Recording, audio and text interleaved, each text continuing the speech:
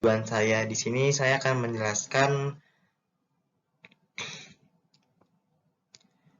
Halo semuanya, selamat pagi. Selamat pagi Bu Heni dan teman-teman semuanya yang sedang menonton video saya. Di sini saya menjelaskan dulu nama dan tujuan saya mengenai video ini itu mau arah kemana. Perkenalkan dulu, nama saya Hilars Kevin Bagas Suragil. NIM saya 202103040021 dari Prodi Bimbingan dan Konseling. Dan tujuan kali ini saya akan menjelaskan dan mempresentasikan mengenai judul dan sub-sub bab yang sudah saya kelarkan dari bab 1 sampai bab 2 sampai saat ini. Apa-apa saja yang sudah kelar dan apa-apa saja yang akan saya ingin sampaikan kepada teman-teman semuanya. Yang pertama, pada slide pertama di sini sudah terpampang jelas mengenai tulisan. Nah, tulisan ini adalah tulisan mengenai judul dari penelitian saya, yaitu hubungan ketertarikan game online terhadap kontrol diri dengan prokrastinasi akademik siswa kelas 11 SMA Maria Medriatrik. Nah, pada slide 1 ini saya akan menjelaskan tentang apa sih judul saya, dan slide berikutnya itu adalah mengenai latar belakang. Latar belakang ini saya meneliti dari siswa sekolah, yaitu sekolah menengah ke atas.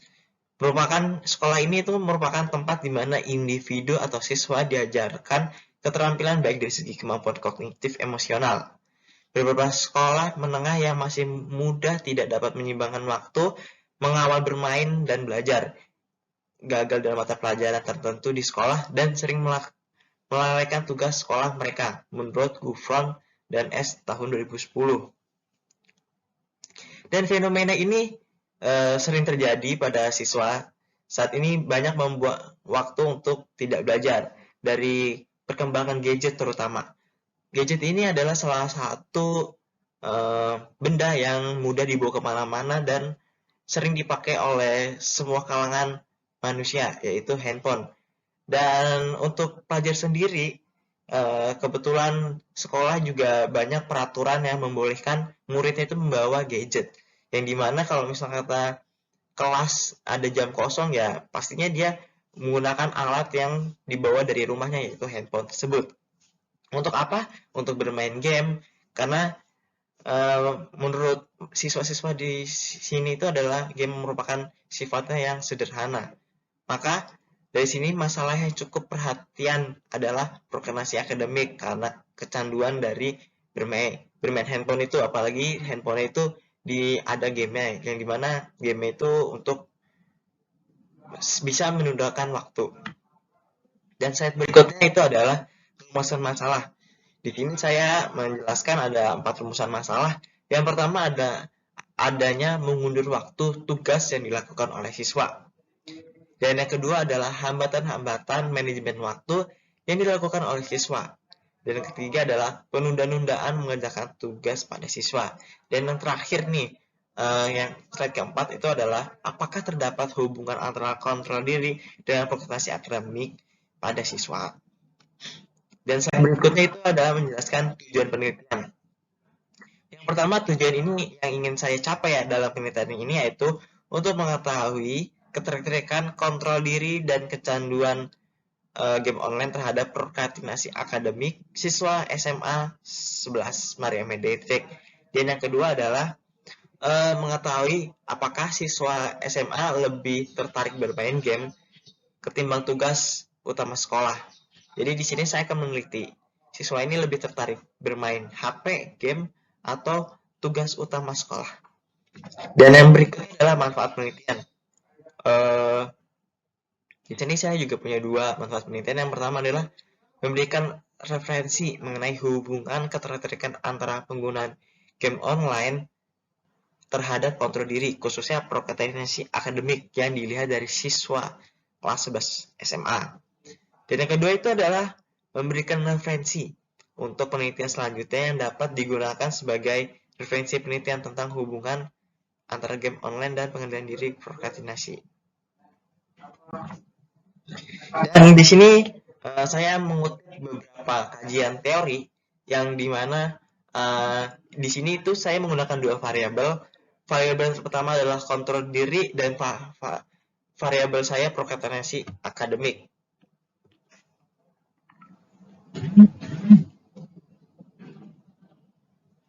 Dan varian independen saya ini adalah pengertian kontrol diri. Kontrol diri ini di sini saya membagi tiga bagian, ada jenis, aspek, dan faktor-faktor. Yang pertama saya akan menjelaskan dulu ya di sini jenis-jenis apa saja yang ada di kontrol diri, yaitu menurut Block and Block Gufron tahun 2015 itu mengumumkan 3 jenis pengendalian, yaitu ada over control, yaitu kontrol berlebihan yang menyebabkan seseorang mengontrol dan menahan respon terhadap suatu stimulus. Dan kedua adalah kontrol yang memadai, yaitu kontrol yang memungkinkan individu untuk mengarahkan impulsi mereka dengan benar. Dan yang terakhir itu terkendali, yaitu kecenderungan untuk bebas mengeluarkan impuls tanpa perhitungan yang matang. Yang kedua itu adalah aspek kontrol diri ini menurut ahli, yaitu Averial Normala tahun 2007, memiliki 3 aspek, yaitu regulasi perilaku, yaitu di mana perilaku untuk mengubah aturan yang tidak praktis. Kebijakan ini merupakan bentuk perilaku, yaitu perilaku untuk mengubah aturan yang tidak lengkap. Dan yang kedua adalah kontrol kognitif, yaitu individu untuk memproses informasi yang tidak diinginkan melalui interpretasi nilai, mengintegrasikan suatu situasi ke dalam kerangka kognitif sebagai adaptasi psikologi atau situasi yang memalukan. Yang terakhir ini adalah kontrol pengambil keputusan atau disebut decisional control, yaitu keinginan untuk percaya atau keinginan untuk kontrol pribadi bekerja dengan baik dan dengan pilihannya. Kebebasan atau kemampuan individu untuk memilih lebih dari satu kelompok yang sama diukur dengan perilaku dan kemampuan pengambilan keputusan tersebut. Dan yang terakhir itulah kontrol diri mengenai faktor-faktor. Faktor-faktor di sini ada internal dan eksternal. Internal itu ada termasuk dalam lingkungan keluarga, di mana lingkungan keluarga terutama orang tua yang sangat menentukan bagaimana seseorang dapat mengendalikan dirinya. Dan internal ini itu faktor penyebab dari self efficacy adalah usia, di mana semakin tua usia seorang maka semakin baik ia dapat mengontrol dirinya. Faktor internal lainnya adalah lingkungan sekitar. Dan yang kedua berikutnya adalah variabel dependent. Variabel kedua saya yaitu prokrastinasi akademik. Di sini saya akan menjelaskan dulu jenis-jenis dari prokrastinasi akademik. Yang pertama, menurut Ferry, Johnson, dan Mexicon tahun 1995, yaitu prokrastinasi akademik dibagi menjadi dua, yaitu fungsional prokrastinasi merupakan bentuk penundaan pekerjaan dengan penugasan, yaitu tujuan untuk memperoleh informasi yang lebih akurat. Yang kedua adalah disfungsional prokrastinasi, yaitu menunda pekerjaan atau tugas yang tidak didasari pada tujuan yang berakibatkan buruk. Dan aspek-aspek penelitian prokrastinasi akademik ini menurut Ferry, Johnson, dan lain-lain seperti Mckison tahun 1995. Di sini aspek-aspeknya ada banyak, ada 4. Di sini saya akan menjelaskan pertama dulu, yaitu 1, keterlambatan dalam memulai dan menyelesaikan tugas. Dan kedua adalah keterlambatan dalam menyelesaikan tugas yang akibat menunda-nunda. Dan yang ketiga adalah perbedaan waktu antara rencana dan pelaksanaan. Yang terakhir adalah lakukan kegiatan yang menyenangkan. Maksudnya di sini adalah individu yang dengan sengaja menunda-nunda tidak menyelesaikan tugas yang perlu dilakukan, melainkan melakukan aktivitas yang lebih menyenangkan seperti berjalan kaki, menonton film, bermain game, dan lain-lain sebagainya. Dan berikutnya variabel prokrastinasi akademik, yaitu faktor-faktor. Faktor yang pertama itu masih sama, ada internal dan eksternal. Di sini saya akan menjawab dulu internal. Ini menurut teori dari Ferrari dan McKeown. Yang pertama, kondisi fisik. Kondisi fisik ini memicu seseorang untuk menunda adalah merasa kurang semangat dalam melakukan sesuatu sehingga pekerjaannya akan tertunda. Yaitu kedua, kondisi psikologi, yaitu motivasi intrinsik, self-efikasi, dan kontrol diri. Dan berikutnya adalah motivasi intrinsik. Di sini itu untuk melakukan tindakan tanpa adanya pengaruh dari luar. Tetapi seorang melakukan sesuatu karena adanya konsekuensi dari dalam dirinya sendiri. Dan faktor eksternalnya itu dari lingkungan luar. Lingkungan yang mempunyai pengamatan rendah yang membuat individu jadi tidak terkontrol. Dan Ferrari dan Olivier beranggapan bahwa pola asuh otoriter yang dilakukan oleh sang keluarga, ayah terutama, bisa menjadi salah satu penyebab munculnya kecenderungan untuk melakukan prokrastinasi yang konkret. Sedangkan otoratif yang dilakukan oleh keluarganya itu dengan baik, itu membentuk perilaku yang tidak melakukan prokrastinasi. Jadi kalau misal kata keluarganya membentuk siswa atau anaknya itu jadi lebih baik, maka tidak akan terjadinya prokrastinasi akademik.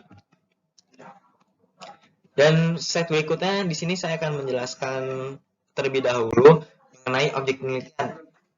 Objek penelitian saya yang sudah saya jelaskan di slide sebelumnya. Di sini saya akan menjelaskan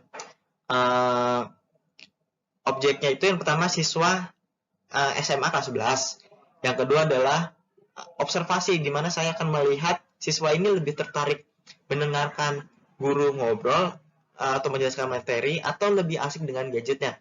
Karena banyak siswa-siswi ini lebih tertarik bermain game atau tidak mendengarkan gurunya menjelaskan materi. Dan ketiga itu adalah objek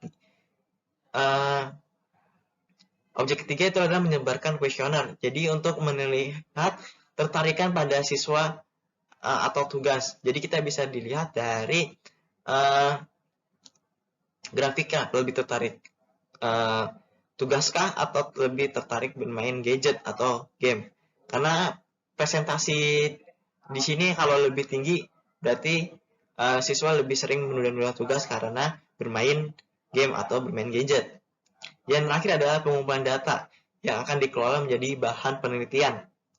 Jadi kalau misal kata 3 yang tadi saya sudah jelaskan sudah memenuhi syarat, maka di sini saya akan mengubah data ini menjadi penelitian saya. Dan metode penelitian ini saya menggunakan metode kuantitatif. Alasannya adalah lebih mudah dilihat dari yang diteliti, dilihat dari kuantitatif. Jadi maksudnya di sini adalah menurut saya kuantitatif itu adalah metode yang cocok untuk saya teliti karena saya tinggal menyebarkan kuesioner dan mempresentasikan data mana yang lebih tinggi dari sebuah kuesioner yang saya buat. Lalu saya dikelola dengan menggunakan data penelitian saya dengan rumus-rumus yang sudah ada. Maka metode penelitian kuantitatif ini adalah metode yang cocok untuk saya teliti menurut saya. Dan berikutnya adalah kerangka berpikir. Kerangka berpikir di sini adalah prokrastinasi akademik pada siswa terjadi dalam keadaan tertentu. Seseorang bisa saja menunda-nunda tugasnya, entah karena malas, sibuk dengan tugas-tugasnya. Ketika seseorang menunda tugasnya, akibatnya tugas tersebut akan menumpuk dan semakin sulit untuk menyelesaikannya. Hal ini membuat seseorang merasa stres dan kehilangan fokus pada tugas-tugasnya yang seharusnya lebih penting. Faktor yang mempengaruhi prokrastinasi akademik mahasiswa itu adalah kontrol diri. Faktor yang mempengaruhi seseorang mempunyai kecenderungan perilaku prokrastinasi antara lain manajemen waktu, kontrol diri, dan motivasi belajar. Dan berikutnya adalah hipotesis penelitian. Hipotesis penelitian itu memiliki dua kata ho dan ha. Ho itu adalah hubungan yang signifikan adanya ketertarikan game owner terhadap siswa. Dan H ini adalah adanya hubungan signifikan antara kontrol diri dengan progres akademik. Jadi Ho ini adalah tidak ada hubungan dan H ini adanya hubungan. Itu adalah hipotesis penelitian saya. Berikutnya adalah terima kasih. Itu adalah hasil presentasi saya mengenai bentuk laporan yang nantinya saya akan teliti lebih lanjut lagi.